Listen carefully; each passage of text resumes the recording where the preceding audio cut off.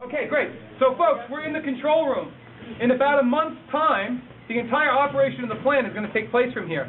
We're presently operating in the old 1967 control room downstairs. Now, what's going on here is that the luxury of all this construction has allowed us to use the computer age to bring the information to the board. Years ago, the plant was operated by a bunch of guys with clipboards going, checking, measuring temperatures, levels. Now there are 30,000 I/O input-outputs. So if I want to know a level of temperature, whether or not a switch is open or closed, I click on some of these screens and it can tell me. So we've been able to reduce the operation of the plant to 6 personnel. So we run this entire 53 acres with 6 people because of the technology that's built in. Now, the interesting part about this is that not only the technology that's hidden behind these screens is that you're viewing the actual load that the plant is using from Con Edison.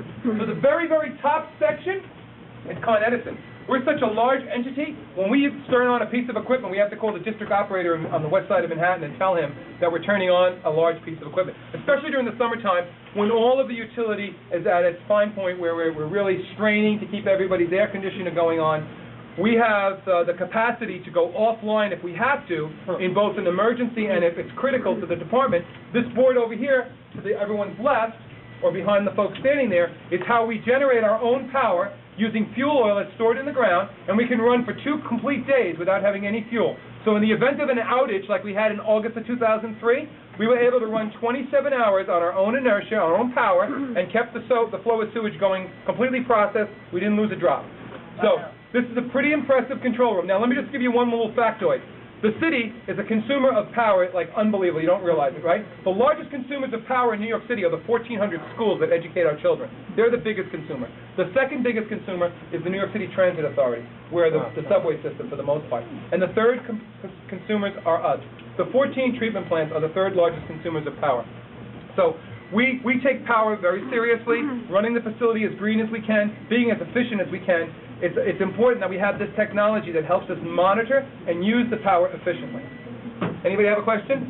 What percent of that power comes back by the methane you use? Very small, very small. I presently use about 22 megawatts of power, and if you got the power that I had from the methane gas and converted it into electricity, it would be, bless you, it would be 7.5 megawatts.